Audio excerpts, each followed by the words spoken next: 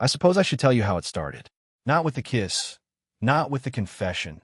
Those came later, when we'd already crossed a line neither of us knew existed.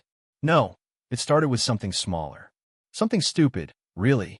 It started with Caleb telling me I couldn't sing. I was at the kitchen sink, hands submerged in soapy water, scrubbing a pasta pot that had been sitting too long. The apartment was quiet in that specific weeknight way. No music, no television, just the sound of water running and my own voice, low and unconscious, humming something I didn't even realize I'd been humming. I don't remember the song. I'm not sure it mattered. What I remember is Caleb's laugh. It came from the couch, sharp and sudden, cutting through the quiet like he'd been holding it in and finally couldn't anymore. I glanced over my shoulder.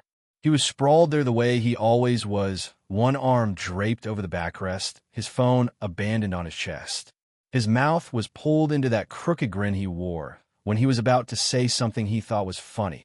"You're a terrible singer," he called out. His voice was bright, teasing, the kind of tone that invited you to laugh along. Like it was all just part of the banter we'd built our friendship on. I rolled my eyes, turned back to the sink, and tossed the dish towel onto the counter harder than I needed to. I didn't respond. I told myself it didn't matter, that it was just Caleb being Caleb, always poking, always testing, always hiding whatever he actually felt behind joke. But the words had landed somewhere I didn't want to acknowledge, somewhere soft and unguarded. I kept scrubbing, kept my face neutral, and let the moment pass the way I always did. That should have been the end of it. But hours later, when the apartment had gone dark and I was lying in my bed staring at the ceiling, I heard his voice again. That thing you were humming earlier. I froze. The words came from his room, muffled through the thin wall between us, but clear enough that I knew he wasn't talking to himself. He was talking to me. "Do it again." I turned my head toward the wall, confused. My heart was doing something strange in my chest, something I couldn't name. I didn't answer right away. I wasn't sure I'd heard him correctly. Wasn't sure what he was asking for. Then, quieter, almost hesitant, "It helps me fall asleep." I lay there in the dark, my pulse too loud in my ears, trying to make sense of what had just happened. Hours ago, he'd laughed at me. Hours ago, he'd made it clear my voice was something worth mocking. And now he was asking me to do it again. Not as a joke.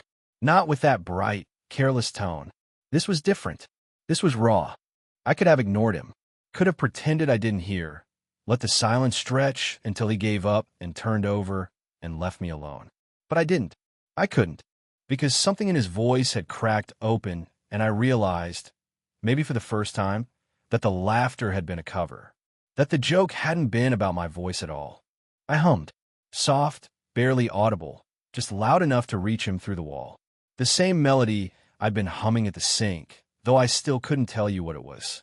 It didn't matter. What mattered was that he'd asked. What mattered was that I'd answered. I heard him shift on the other side of the wall. Heard the mattress creak as he settled, his breathing slowing, evening out. I kept humming, my voice unsteady and imperfect, until I was sure he'd fallen asleep. And then I lay there in the quiet, staring at the ceiling, trying to understand what had just passed between us. We'd been roommates for 8 months, friends for longer. We'd fallen into an easy rhythm, splitting groceries, trading shifts on the couch, filling the apartment with the kind of noise that kept loneliness at bay. Caleb was the kind of person who took up space without meaning to. He was loud when he laughed, restless when he sat still, always moving, always deflecting. I was the opposite, careful, deliberate, the kind of person who kept their world small and manageable because anything larger felt too risky. But that night, something had shifted, something I couldn't name yet, something I wasn't ready to look at directly. Because if I did, if I let myself think too hard about the way his voice had sounded when he asked me to hum, or the way my chest had tightened when I did, I'd have to admit that this wasn't just friendship anymore. That maybe it never had been. I turned onto my side, pulling the blanket tighter around me, and tried to sleep. But all I could think about was the way he'd laughed at me in the kitchen, and the way, hours later, he'd asked me to do it again.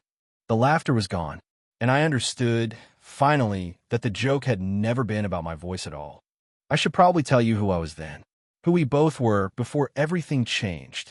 I was 22, Living in a one-bedroom apartment, we'd converted into a two-bedroom by hanging a curtain across the living room. My half was the actual bedroom. Caleb had insisted I take it, said he didn't mind sleeping in a makeshift space, that he liked falling asleep to the city sounds filtering through the main window. I'd argued at first, but he'd waved me off with that easy confidence he carried everywhere, and I'd let it go. I always let things go with Caleb. I was a student then, though I'm not sure I was particularly good at it. I went to classes, turned in assignments on time, kept my head down. My life felt small in a way that was probably intentional.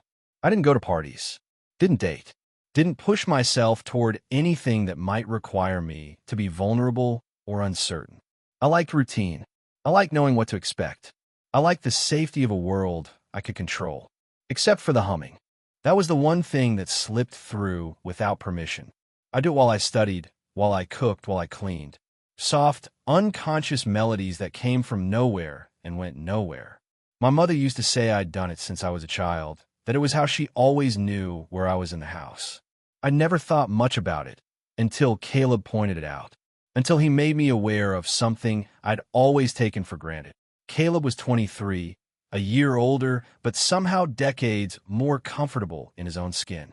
Or at least that's what I'd thought.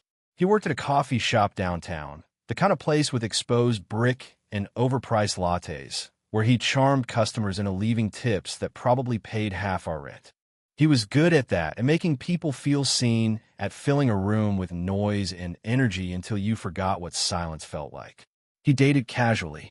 I'd hear him on the phone sometimes, laughing with someone whose name I'd forget by the next week. He never brought anyone back to the apartment, never let those conversations turn into anything that required more than a few hours of his attention. I told myself it was because he valued his privacy, because he kept his life compartmentalized in a way that made sense for someone who didn't want complications. But looking back, I think it was something else. I think he was hiding, not from other people, from himself. We'd been friends before we were roommates. Not close friends, not the kind who shared secrets or stayed up late talking about things that mattered. But we'd orbited each other in that way people do when they're both a little lonely and neither wants to admit it.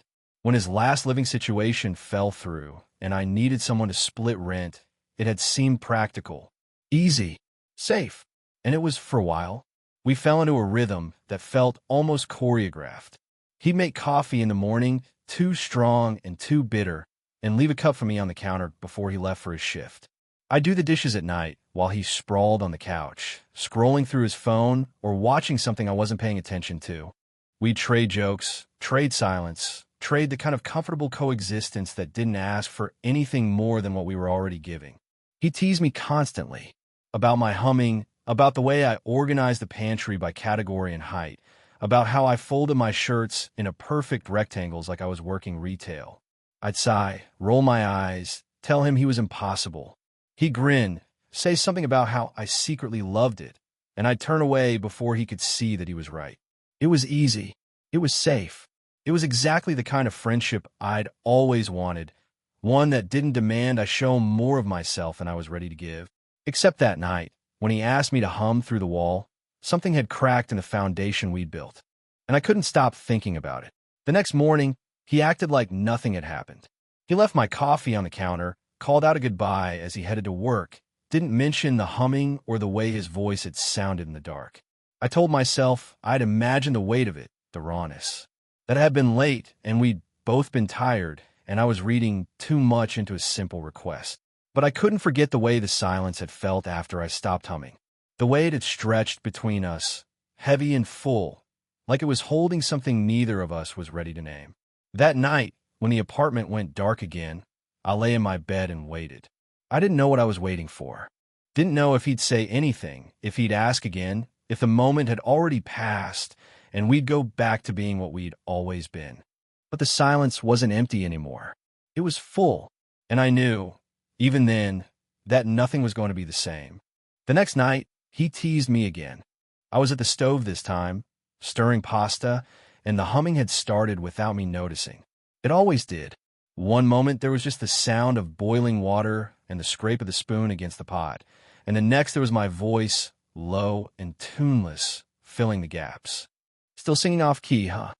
His voice came from behind me, bright and casual, like the night before had never happened. Like he hadn't asked me to hum through the wall in the dark, his voice stripped of all its usual armor. I glanced over my shoulder.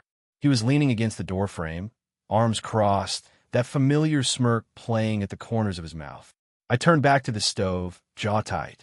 I didn't answer, didn't give him the satisfaction of a reaction. Just kept stirring, kept my face neutral, let the moment slide past the way I always did. He laughed, soft and easy, then moved into the kitchen to grab a glass of water.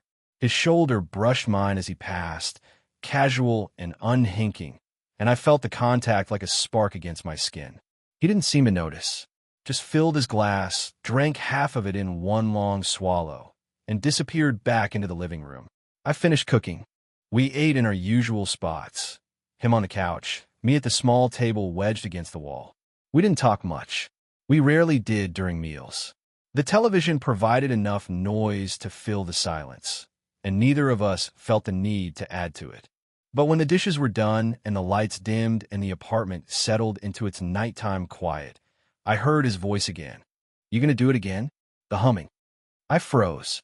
I was standing in my doorway, one hand on the frame, about to close myself into my room for the night. His voice had come from the couch, soft and tentative, nothing like the teasing tone he'd used hours earlier. I turned. He was lying there in the near dark, the only light coming from the street lamp outside the window. His face was half-shadowed, but I could see his eyes were open, fixed on me. I didn't know what to say. Didn't know if I should acknowledge what was happening or pretend I didn't understand what he was really asking for. So I just nodded. Small, almost imperceptible. And then I started humming. The same melody as the night before. Soft and uneven, barely louder than a breath. I stood there in my doorway, watching him in the dim light, and I hummed until my throat felt tight and my chest ached with something I couldn't name. He didn't move, just lay there listening, his eyes half closed now, his breathing slowing. He looked younger like this, softer, like all the restless energy he carried during the day had finally drained away, leaving only this stillness, vulnerability, need. When I stopped, thinking he'd fallen asleep, his voice broke the silence again. "Don't quit halfway. Finish it." It wasn't a request. It was something deeper, something desperate. His eyes were still closed, but his hand had tightened around the edge of the blanket, knuckles pale in the dim light. I swallowed hard, started again, hummed the melody through to its end, wherever that was. I never thought about where songs ended before, had never paid attention to their shape, their structure. But now, standing in the darkness with Caleb listening like his life depended on it, every note felt weighted with meaning I didn't understand. When I finally finished, the silence that followed was heavier than anything that had come before. I waited, breath caught in my chest, for him to say something. To laugh it off, to make a joke, to turn it back into the easy banter we'd always hidden behind. But he didn't. He just whispered, "Thank you," his voice so quiet I almost missed it. I didn't respond. Couldn't. Just nodded in the darkness and stepped back into my room, closing the door between us with trembling hands. I lay in bed that night, staring at the ceiling, and finally let myself think the thought I'd been avoiding since the night before. This wasn't about the song. It had never been about the song. It was about needing something only I could give. Something he couldn't ask for directly, couldn't name, couldn't acknowledge in the bright light of day. So he hid behind teasing, behind mockery, behind that crooked grin that made everything feel like a joke. But at night, when the walls came down and the armor fell away, he let himself need me. And I let myself answer. I didn't know what that meant yet. Didn't know where it was leading or what would happen when we finally stopped pretending this was casual, normal, nothing more than a roommate helping another roommate fall asleep. But I knew I'd do it again the next night. And the night after that, I'd keep humming for as long as he kept asking. Because somewhere between the teasing and the silence, between the laughter and the raw vulnerability of his voice in the dark, something had shifted. Something fragile and terrifying and entirely inevitable. And I wasn't sure either of us knew how to stop it. It became a ritual after that. Unspoken, unacknowledged in daylight, but inevitable once the sun went down. The third night, I didn't wait for him to ask. When the apartment grew quiet and the only light came from the street outside, I opened my door and found him already there on the couch, blanket pulled up to his chest, eyes closed. Waiting, I hummed from my doorway, the same melody I'd been carrying for days now. He didn't move, didn't open his eyes, just let out a breath that sounded like relief. The fourth night, he was sitting up when I emerged. He patted the cushion beside him, casual, like it meant nothing. Like he wasn't asking me to cross a line we'd never crossed before. I hesitated, stood there in the threshold between my room and the living room, between what we'd been and what we were becoming. Then I sat down, leaving space between us, and started humming. Halfway through, his head dropped onto my shoulder. It happened so naturally, I almost didn't register at first. Just the weight of him, warm and solid, settling against me like he'd done it 1,000 times before. Like it was the most normal thing in the world. My voice caught, stumbled over a note. He shifted slightly, his hand coming to rest on my arm, and whispered, "Don't stop." So I didn't. I kept humming, my heart racing, my whole body aware of every point where we touched. His hair against my neck, his shoulder pressed to mine, his fingers loose and trusting curled around my forearm. When I finished, he didn't move, just stayed there, breathing slow and even, his weight a steady presence I didn't want to disturb. I sat frozen, afraid that if I shifted or spoke or acknowledged what was happening, he'd pull away and we'd lose whatever this was. Eventually, his grip on my arm loosened. His breathing deepened, and I realized he'd fallen asleep there, against me, like I was the only place he could finally rest. I stayed until my back ached and my arm went numb. Stayed until I was sure he was deep enough in sleep that moving wouldn't wake him. Then I carefully, gently, eased myself out from under him and guided him down onto the couch, pulling the blanket up over his shoulders. He didn't wake, just turned his face into the cushion and kept sleeping, peaceful in a way I'd never seen him during the day. After that, the space between us disappeared. He'd find excuses to draw me closer, would sprawl across the couch in a way that left only one place for me to sit, would pull the blanket across both our laps like it was meant to be shared, would shift and resettle until his head found my shoulder again, my arm the curve of my neck. And every night, he'd whisper the same word. Hum, softer each time, more vulnerable, like he was afraid that saying it too loud might break whatever spell we were under. I'd obey. Every time, would let the melody pour out of me while he pressed closer, while his breathing synced with mine, while his hand found some part of me to hold on to, my wrist, my sleeve, my knee. Sometimes he'd grip tighter when I started, like he needed to anchor himself to something solid. Other times his touch would be feather-light, barely there, like he was afraid I'd disappear if he held on too hard. The days stayed the same. He'd tease me about burning toast, about the way I arranged my textbooks in alphabetical order, about anything and everything that let him hide behind humor. I'd roll my eyes, fire back something dry and pointed, and we'd laugh like nothing had changed. But everything had changed. I started noticing things I'd never paid attention to before. The way he'd watch me sometimes when he thought I wasn't looking. The way his smile would falter for just a second before he caught it and turned it back into a joke. The way he'd linger in doorways, in the kitchen, in the space between his room and mine, like he was looking for excuses to stay close. During the day, we were what we'd always been. Roommates, friends, two people sharing space and splitting bills and filling silence with easy banter. But at night, in the dark, we were something else entirely. I started to crave it. The weight of him against me. The sound of his breathing as it slowed and steadied. The way his hand would tighten around my arm when I began, then gradually relax as the melody worked its way into him. I started to need it as much as he did, and that terrified me, because I'd spent 22 years keeping my world small and manageable, keeping my feelings carefully controlled, never letting myself want anything I couldn't have. But this wanting was bigger than anything I knew how to contain. One night, about 2 weeks in, I stopped humming mid-melody.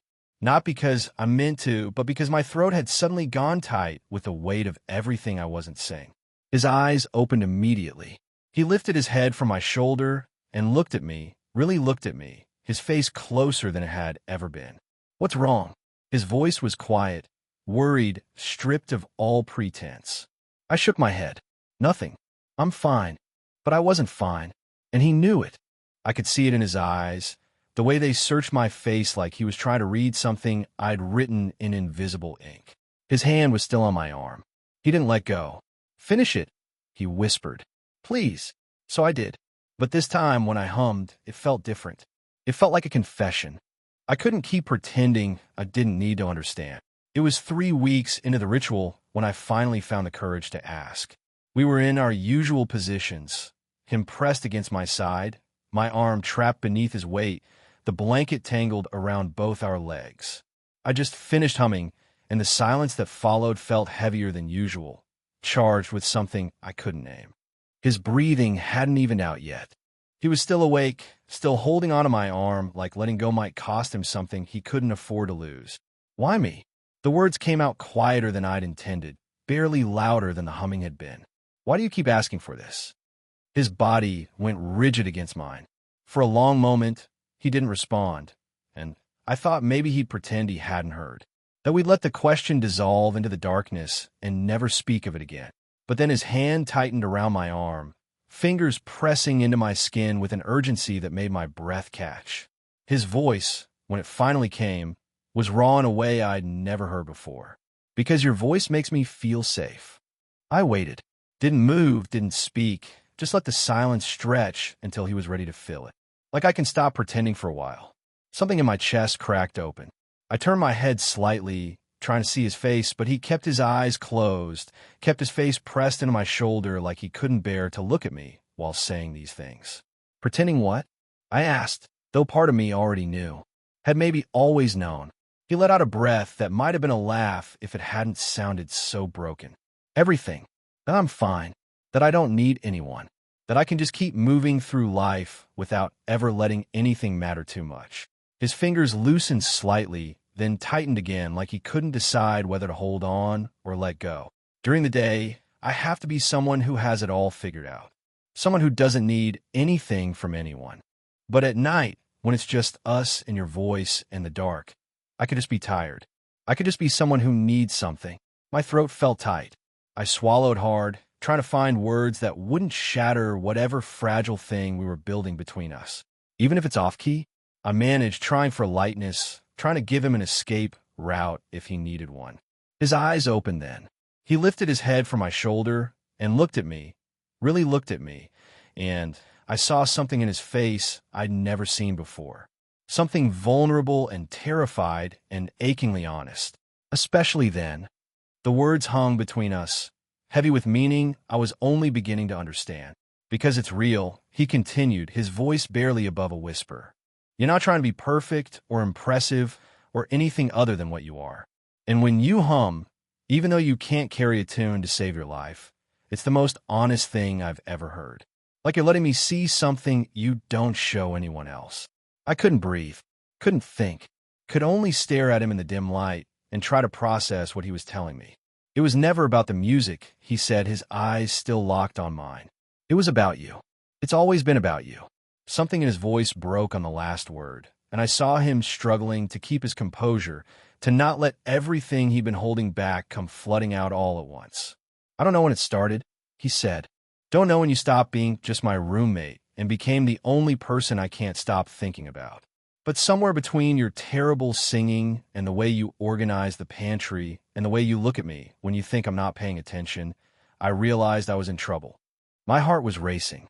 Every nerve in my body felt alive, electrified, like I was standing on the edge of something vast and terrifying and inevitable. "Caleb." His name came out rough, uncertain. He shook his head, like he knew what I was going to say and couldn't bear to hear it. I know this isn't what you signed up for. I know I'm probably ruining everything by saying any of this.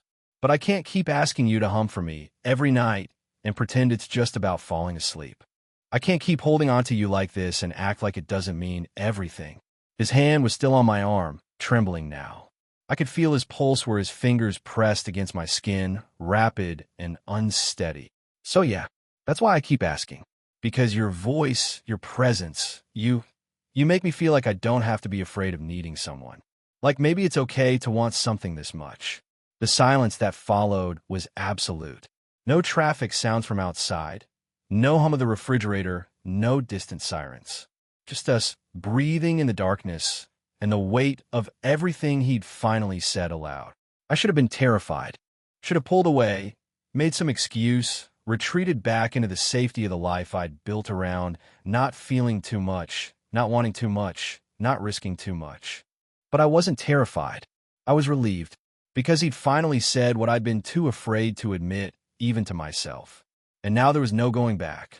The next night, I was the one who asked.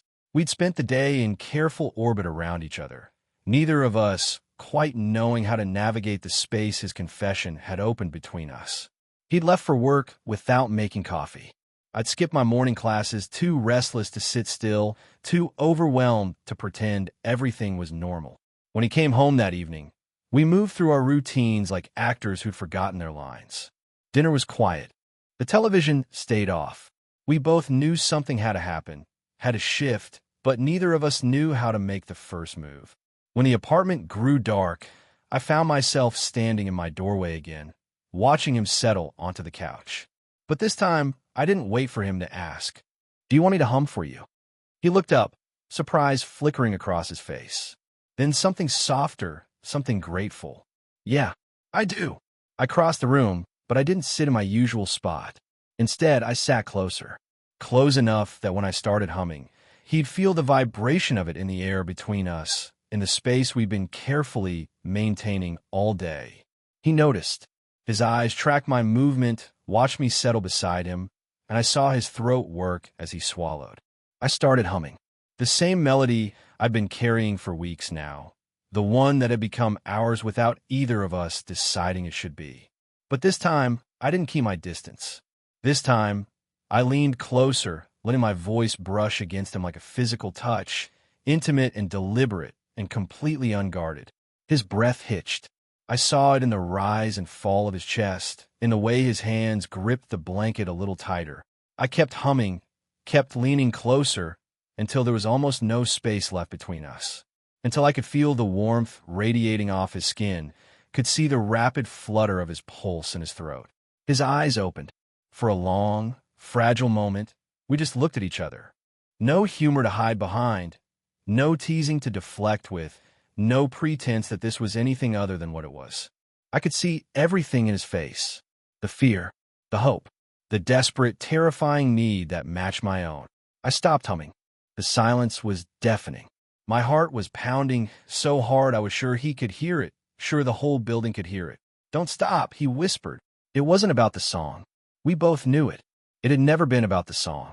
I didn't start humming again. Instead, I lifted my hand slowly, giving him time to pull away, to change his mind, to retreat back into safety. My fingers found his jaw, traced the line of it, felt the tension there, the way he was holding himself so carefully still. His eyes fluttered closed at the touch. His lips parted on a shaky exhale. "Caleb," I said, and his name sounded different in my mouth now. Heavier, more real. He opened his eyes again, and I saw everything I needed to see in them. Permission. Invitation. Please.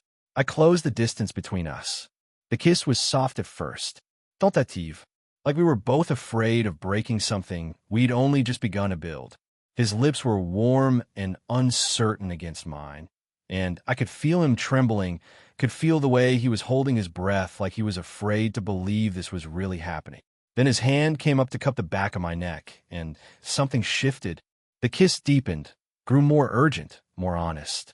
All the weeks of careful distance and unspoken longing poured into it. All the nights of humming and touching and pretending it didn't mean everything. When we finally pulled apart, neither of us moved far. Our foreheads pressed together, our breathing uneven, our hands still holding onto each other like letting go was impossible. The silence afterward was deeper than any lullaby. It was full of everything we'd been too afraid to say, everything we'd hidden behind jokes and rituals and the safety of darkness. His thumb traced slow circles against my neck. My hand was still on his jaw, feeling the rapid flutter of his pulse beneath my fingertips. "I should have hummed for you," I said, my voice rough. "That's what you asked for." He shook his head slightly, his nose brushing against mine. No, this is what I asked for. I just didn't know how to ask. We sat there in the dark, wrapped around each other, and for the first time in weeks, the silence didn't feel heavy or charged or full of unspoken things. It just felt peaceful. Right. Eventually, he shifted, pulled me down with him until we were lying on the couch together, tangled in the blanket, in each other. His head found its usual place on my shoulder. His hand found my arm, fingers curling around it with that familiar, grounding pressure. Will you hum now? He asked, his voice soft and drowsy and content in a way I'd never heard before. So I did. Hummed the same off-key melody I'd been humming for weeks, but it sounded different now. Felt different, because we'd finally stopped pretending it was just about falling asleep. He relaxed against me, his breathing slowing, evening out. But this time, before he drifted off, he whispered something I almost missed. Thank you for being brave enough for both of us. I kept humming until I was sure he was asleep. Then I stayed awake a little longer, holding him, feeling the weight of him against me, and tried to understand how something that had started as a joke had become the most honest thing in my life. It's been 3 months now, and some things haven't changed at all. Caleb still teases me about being tone deaf. Still calls me the worst singer he's ever met. Usually while I'm doing dishes or folding laundry or doing any of the 100 small tasks that make up a shared life. He'll laugh, that same bright, careless laugh, and I'll roll my eyes away I always have. But there's something different in it now. Something warmer. Because the teasing isn't armor anymore. It's just affection wearing a familiar disguise. The apartment is different too, in small ways that would be invisible to anyone else. The curtain that used to divide the living room is gone. We took it down 2 weeks after that first kiss, and neither of us suggested putting it back up. Now there's just one bedroom, one bed, one space we share without pretense. His coffee cup sits next to mine on the counter every morning. Our shoes tangle together by the door. The blanket we fought over for months is permanently claimed by both of us now, stretched across us every night without negotiation. During the day, we still orbit each other in that easy, comfortable way we always have. He goes to work, charms customers, comes home smelling like espresso, and telling stories about the regular who insists on ordering drinks that don't exist. I go to classes, take notes I'll never look at again, come home, and spread my textbooks across the table in alphabetical order. We cook together now, though. That's new. He'll chop vegetables while I stir sauce, and we'll move around each other in the small kitchen like we've been doing this for years instead of months. Sometimes he'll hum while he works, off-key and terrible, and I'll laugh and tell him he's worse than I am. He'll grin, bump his hip against mine, and keep humming anyway. We don't talk about that night very often. Don't dissect it, or analyze it, or try to put words to something that already feels complete. But sometimes, when we're lying in bed in the early morning light, he'll trace patterns on my arm and say things like, "I'm glad you couldn't carry a tune," or "I'm glad I was brave enough to ask." And I'll say, "I'm glad you kept asking." Because that's what it comes down to, really. He kept asking, and I kept answering, and somewhere in that exchange, we found something neither of us had been looking for, but both of us desperately needed. His family knows now. Mine too. It wasn't a big dramatic revelation for either of us, just a quiet acknowledgement of something that had already become undeniable. His mom sends me recipes she thinks I should try. My dad asks about Caleb's coffee shop like it's his own business. We've folded into each other's lives so seamlessly it's hard to remember what it felt like before. But the nights are still ours. When the apartment quiets and the city sounds fade and we're finally alone with each other, he always asks the same thing. Hum for me, not because he needs it to fall asleep anymore. Not because he's hiding behind it or using it as an excuse to draw me closer. He asks because it's become our language. Our way of saying, "I love you," without the weight of those specific words. Our way of acknowledging that we chose this, chose each other, chose to stop pretending that what we had was anything less than everything. So I hum. The same melody I've been carrying since the beginning. The one that's become so familiar, I don't remember where it came from, or if it even has a proper ending. I hum while he presses against me, his head on my chest now, instead of my shoulder, his hand resting over my heart. And when I finish, he doesn't fall asleep right away like he used to. Instead, he lifts his head and kisses me, soft and slow and unhurried. Like we have all the time in the world. Like this is just the beginning of something that doesn't have an ending. Sometimes, on the nights when words feel necessary, he'll say things like, I meant it, right? When I said your voice makes me feel safe.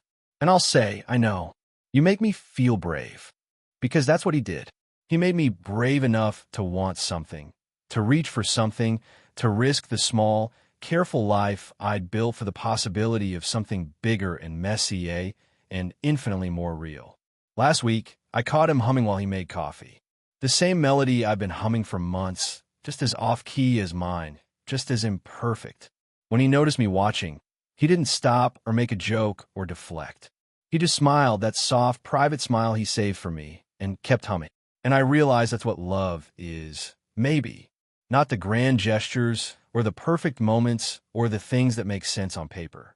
It's humming each other's songs, even when you can't carry a tune. It's asking for what you need and trusting that the answer will be yes. It's finding someone who makes you feel safe enough to stop pretending and brave enough to start living. So no, the joke isn't gone. He still teases me about my terrible singing, still laughs when I hum while doing mundane tasks, still pretends to wince when I hit a particularly bad note. But at night, when the apartment quiets and we're tangled together in the dark, he always asks the same thing. Hum for me. And I do. Not for music, not for laughter, not for sleep. I hum for the closeness that follows, for the kiss that comes after, for the life we're building in the spaces between the notes. Because the joke is gone. What remains is the truth. Caleb only falls asleep when I'm there, and I only feel at home when he asks me to stay.